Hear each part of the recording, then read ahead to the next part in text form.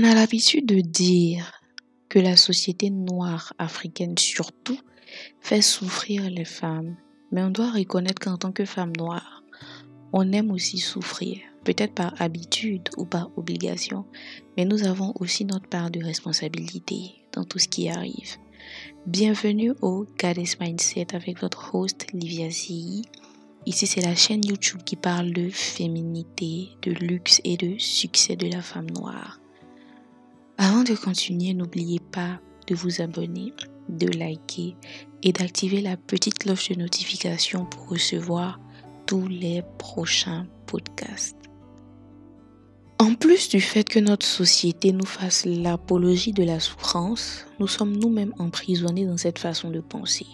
En fait, comme je le disais dans un article que j'avais écrit sur mon blog, qui sera bientôt actif à nouveau, promis, nous sommes en fait dans une apologie de la souffrance continue.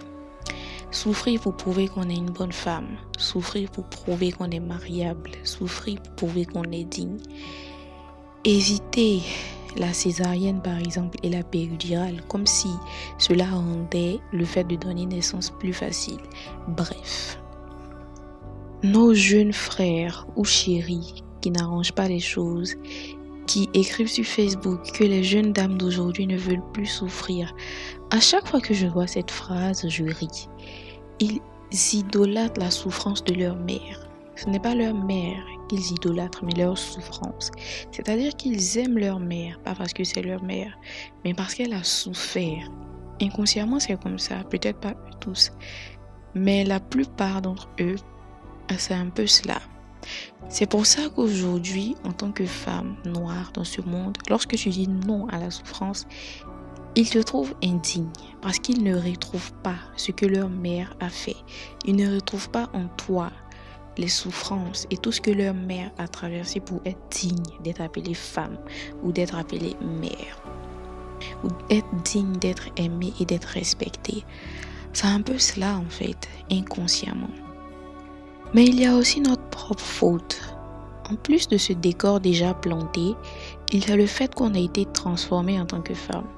Les femmes, entre nous-mêmes, nous sommes obsédées par la souffrance et ce perpétuel besoin de montrer justement qu'on mérite d'être appelée femme et d'être aimée. Je prends un exemple. Lorsque vous allez à la maternité par exemple, déjà l'accouchement qui est difficile, il y a des femmes qui veulent dire non, moi je refuse la péridurale et tout, je refuse la césarienne, même si c'est pour la santé de l'enfant, juste pour se prouver à elle-même qu'elle a souffert véritablement dans l'accouchement, pour pouvoir dire que oui, moi aussi je suis une maman parce que j'ai accouché mon enfant sans péridurale, j'ai accouché mon enfant sans césarienne. Ici, c'est pas pour dire que la péridurale ou la césarienne c'est facile, non. Mais c'est cette idée justement. Je pense que c'est beaucoup d'ignorance. Le fait de penser que oui, lorsque je vais dire aux gens que j'ai accouché par voie basse, ils vont savoir que je suis une vraie femme. Ça n'a aucun sens en fait. Et nous sommes emprisonnés dans cette façon de penser nous-mêmes. Et il y a une compétition entre nous-mêmes, cette compétition perpétuelle de vouloir prouver à l'autre qu'on est une femme bien. Et l'autre fois, j'avais une amie qui était venue me rendre visite avec son bébé et elle me disait, lorsqu'elle va à la maternité, il y a toujours un groupe de femmes. Les mamans aigries, les tantes aigries. Il y a toujours ce groupe de femmes qui lui dit, ouais, à la maison, qui s'occupe de ta fille? Elle dit, pardon, sa grand-mère. Il y a toujours un groupe de femmes qui va dire, ouais, ça se voit, tu peux pas t'occuper de ton enfant, toi seul. Je sais pas, en fait. C'est vraiment bizarre, cette compétition qu'il y a entre nous-mêmes pour prouver qu'on est des femmes bien et tout. Après, c'est l'éducation, c'est tout ça. Et c'est pour ça qu'en tant que femme noire, on doit faire l'effort de changer notre propre mindset pour que notre environnement change. Il y a aussi, par exemple, le fait d'utiliser les mixeurs. C'est dans de tout petits détails, mais ça se voit. Moi, je sais que le fait d'écraser, par exemple, le piment ou les aubergines avec la machine traditionnelle, c'est-à-dire la pierre, je sais que quelque part, ça donne pas le même goût. Je sais. Mais C'est même pas dans ce sens en fait, c'est juste qu'elles veulent prouver véritablement qu'elles peuvent le faire. Non, moi je suis une vraie femme, j'utilise pas de mixeur et tout, mais si tu es pressé, si tu dois aller travailler, si tu n'as pas de temps, c'est pour te faciliter la vie en fait. Si peut-être qu'une fois en passant, tu peux utiliser la pierre pour le faire parce que tu veux vraiment produire quelque chose de spécial et de différent pour ta famille, ok, mais c'est pas parce que tu le fais que tu es mieux que quelqu'un d'autre en fait. Et c'est pas parce que tu le fais que tu es mieux que la femme qui choisit de cuisiner avec un mixeur ou la femme qui choisit de se faire aider par exemple avec des femmes de ménage ou voilà avec un cuisinier par exemple. Non, ça n'a rien à voir, c'est juste des commodités de la vie.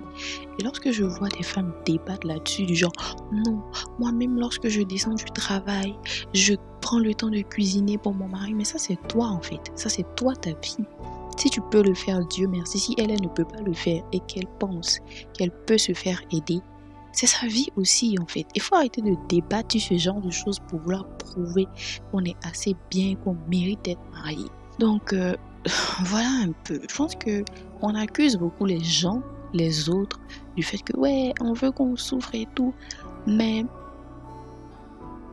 on se fait souffrir nous-mêmes. Et on est tellement habitué à souffrir que lorsque on veut entrer dans un niveau de vie où on n'est pas obligé de souffrir, nous-mêmes on trouve ça bizarre parce qu'on se dit non, il faut qu'on souffre et tout pour montrer que non, ça n'a absolument rien à voir.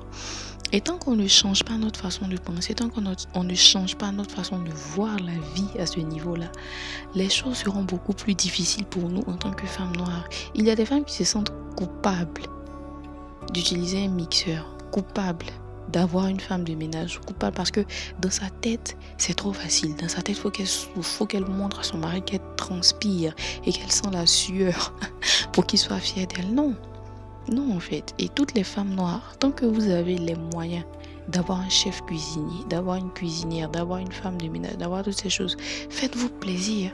On n'est pas venu ici pour souffrir en fait. On est venu ici pour profiter de la vie et avoir une belle expérience de vie. Donc il faut changer ces choses à notre niveau nous-mêmes avant de demander aux autres de le faire. Si on veut que ce mode de pensée change, il faut d'abord le faire nous-mêmes à notre niveau. Ce que j'avais à dire, chère Goddess, sur pourquoi les femmes noires aiment souffrir. J'espère que vous avez apprécié.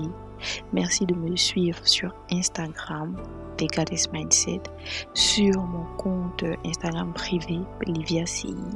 Merci de m'écrire, merci de me lire, merci de me soutenir. Et à vendredi prochain pour un nouveau podcast. Merci.